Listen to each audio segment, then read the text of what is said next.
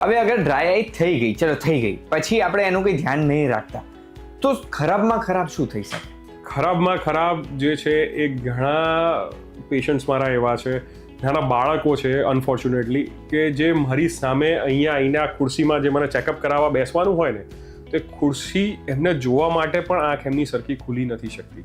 એ લોકોને આંખમાં બળતરા થતી હોય ને આ બધી જે પ્રોબ્લેમ્સ થતી હોય એની અંદર એ લોકોને એટલી ખરાબ હાલત છે કે જઈને અહીંયા ખુરશી જોવા માટે જઈને આમ સરખી આંખ એમનાથી ખોલી નથી શકાતી અને જઈને એટલું આમ ઝીણી આંખ કરીને જોવે છે.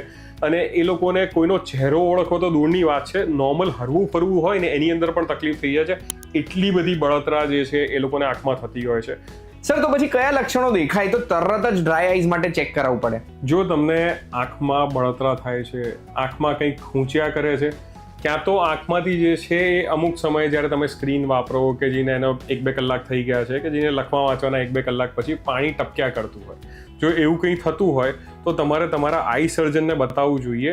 કોઈ સીધી ફાર્મસી સ્ટોરમાંથી જઈને ઓવર ધ કાઉન્ટર જે ઓટીસી ડ્રગ્સ અમે કહેતા આવીએ કે ઓટીસી દવા લઈને પેલું કહે છે કે જેમાં ઠંડકના ટીપા ચાલુ કરી દીધા, એવું ના કરવું જોઈએ.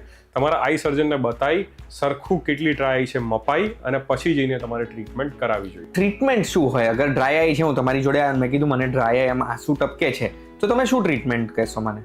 હવે આ ટ્રીટમેન્ટ માટે જે છે ને એ પહેલાના જમાનામાં કેવું હતું કે જેને કે કંઈક તમે તાવ લઈને આવ્યા તો થર્મોમીટર નહોતું, તાવ જે છે હાથથી આમ માપી લીધો, તાવ છે, દવા આપી દીધી ને ચાલુ કરી દીધું.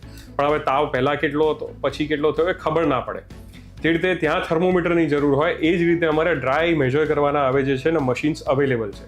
એટલે તમે જો ડ્રાય લઈને આવ્યા છો તો હું સૌથી પહેલા ડ્રાય તમારે કેટલી છે એ માપીશ. એ જે આપણને અહીંયા આગળ જે હવે આ સ્ક્રીનમાં બતાવી રહ્યા છે આ ડ્રાય માપવાના અમારા મશીન્સ છે. આ મશીન્સથી અમે કેટલી ડ્રાય હોય છે પહેલાં માપીએ છીએ. એ માપ્યા પછી કેટલા પર્સન્ટેજમાં કયા ડ્રાય જે આંસુનું લેયર છે એમાં કયા લેયરમાં તમારે ખામી છે એ જોઈએ છે. તમારા પ્રમાણેની ટેલર્ડ ટ્રીટમેન્ટ આપીએ છીએ. ટેલર ટ્રીટમેન્ટમાં ટીપા ગોળી પણ હોઈ શકે છે. આંખ માટેના જે શેકનું મશીન આજે બતાવી રહ્યા છે તો આ રીતના શેક પણ અમે કરી શકીએ છીએ. અને આનાથી આગળના હવે લેઝર્સ પણ અવેલેબલ છે અને અમે લેઝરથી પણ જે છે એ ડ્રાય લાંબા સમય માટે ટાળી શકતા આવીએ છીએ. તો આ લેઝરના મશીન છે એનાથી પણ આપણે ટ્રીટમેન્ટ કરીએ છીએ. અને આ લેઝરનું મશીન જે હાલમાં જે IRPL જે કહેવાય છે એ પણ ગુજરાતનું સૌ પ્રથમ જે છે એ આપણા દવાખાનામાં ઇન્સ્ટોલ કરવામાં આવેલું છે. વાવ, એટલે ઓપ્શન બહુ જ બધા છે.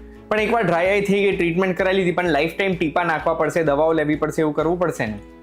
બિલકુલ એવું નથી. હું મારે પોતાની જ વાત કરું કે મને પોતાને પણ જે છે મારે સ્ક્રીન પર ઘણું કામ કરવું પડે. કોન્ફરન્સમાં જવાનું હોય તો મારે મારા પ્રેઝન્ટેશન્સ બનાવવા પડે, વિડીયો એડિટ કરવા પડે, કલાકો બેસવું પડતું હતું. અને મને પણ ડ્રાય જે છે ઘણી ચાલુ થઈ ગઈ હતી. હું પોતે જઈને આટલું જાણ્યા પછી પણ અમુક વખત જે છે એ આ પાલન પૂરું નહોતો કરતો તો એનાથી મને પ્રોબ્લેમ્સ ચાલુ થઈ હતી. મારે આના ટીપા ચાલુ કરવા પડ્યા હતા અને આના માટેના શેક પણ મેં લીધા હતા. પણ એના પછી જઈને મારું ફિક્સ થઈ ગયું છે કે 20-20-20 રૂલ. 20 મિનિટ માટે કામ કર્યા પછી 20 સેકન્ડ માટે વચ્ચે બ્રેક લેવાનો અને કન્ટિન્યુઅસ જે છે સ્ક્રીન પર કામ કરો ત્યારે બ્લિંકિંગ જે છે દર મિનિટે ઓછામાં ઓછું જઈને જે છે એ 15 થી 16 વાર કરવાનું. એ મેં હવે નક્કી કરી લીધું છે ને એનાથી મારી ડ્રાય તો મટી ગઈ છે. અને હું માનું છું કે જેટલા પણ પેશન્ટ્સ જે છે કે જેમને ડ્રાય થઈ રહી છે એ બધાની ડ્રાય જો એ સરખી રીતે સમજે કે એમને શેના કારણે ડ્રાય છે અને સરખી ટ્રીટમેન્ટ લે તો એ પરમેનન્ટલી કે લોંગ ટાઈમ માટે તો એટલીસ્ટ એ મટાડી જ શકે છે. હવે આ 20-20-20 હું સમજી ગયો, પણ માની લો મારે ડ્રાય આઈ જોઈતી જ નથી મને કે મારા બાળકોમાં કે કોઈનામાં બી, તો એના માટે કઈ બાબતોનું ધ્યાન રાખવાનું? સ્ક્રીન્સ જે છે એ તમારે લિમિટેડ વાપરવાની છે. સ્ક્રીનમાં જે છે તમારે ટાઈમર્સ મૂકી દેવા જોઈએ કે જે 20 થી 30 મિનિટ સુધી તમે કે તમારા બાળક જે છે એ સ્ક્રીન વાપરી ના શકે. બીજી ખાસ વસ્તુ આની અંદર એ છે કે તમે જ્યારે કામ કરી રહ્યા છો કંઈ બી તો ધ્યાન રાખવાનું છે કે એસી કે પંખાની હવા સીધી તમારા ફેસ પર ના આવતી હોય, સાઈડમાંથી કે પાછળથી આવતી હોય. ત્રીજી વસ્તુ આની અંદર એ છે કે તમે જ્યારે પણ બહાર નીકળો છો, આજકાલ પોલ્યુશન બહુ જ છે અને આ પોલ્યુશન જે છે તમારા આખા શરીરને તો હેરાન કરે જ છે પણ આંખોને સૌથી વધારે કરે છે, કારણ કે આંખો બહુ જ નાજુક છે. એટલે બહાર જતી વખતે સરખા પ્રોટેક્ટિવ ગ્લાસીસ છે એ પહેરવા જોઈએ. અને જો તમે ગાડીમાં જાઓ છો તો એસી જે છે ચાલુ કરી અને ગ્લાસીસને બંધ કરીને જવું જોઈએ. ગાડીમાં પણ ખાસ ધ્યાન રાખવું જોઈએ કે ગાડીમાં ઘણા બધા લોકોની આદત હોય છે અંદર જતાની સાથે ગરમી લાગે છે ચલો એકદમ ફૂલ એસી કરીને મોઢા પર કરી દીધું. એ પણ ડ્રાય વધારે છે.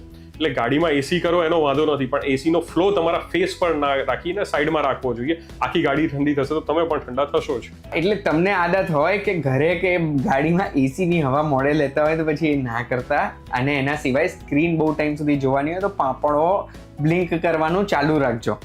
સર આજે જે મેં તમારી જોડે વાતો કરી એમાં ગજબ ઇન્ફોર્મેશન મળી છે, ખાસું બધું મને જાણવા મળ્યું છે. જે મશીનની હું વાત નતો કરતો, મસ્ત મસ્ત મશીનો લઈ આવે, આ ડ્રાય આઈ મેજર કરવાનું મશીન પણ સર લઈ આવ્યા છે. એટલે આવા બધા મશીનોને લઈને કોઈ પ્રશ્ન છે, તમને કોઈ આંખની તકલીફને લઈને પ્રશ્ન છે, કમેન્ટમાં તો પૂછજો જ પૂછજો. સ્ક્રીન ઉપર દેખાય છે નંબર ઉપર કોલ કરીને સરને ડિરેક્ટલી તમે પૂછી શકો છો. સર તમે જે ટાઈમ આપ્યો એ ટાઈમમાં તમે જે ખુલીને વાત કરીને એના બદલે થેન્ક યુ સો મચ. ખૂબ ખૂબ આભાર તમારો. આવી રીતે સર જોડે વિડીયોઝ જોવા હોય કે પછી બીજા કોઈ પણ ઇન્ટરેસ્ટિંગ વિડીયોઝ જોવા હોય, ઇન્ફોર્મેશન જોઈતી હોય તો ફોલો બટન દબાવી દો. અહીંયા આગળ ચેટ મસાલા પોડકાસ્ટ ચાલુ કર્યો છે તમારા માટે સ્પેશિયલી. બાકી રેગ્યુલર વિડીયોઝ તો સાચું કહુંમાં જોતા જ રહો છો ને. આપણે ફરી મળીશું. ધન્યવાદ.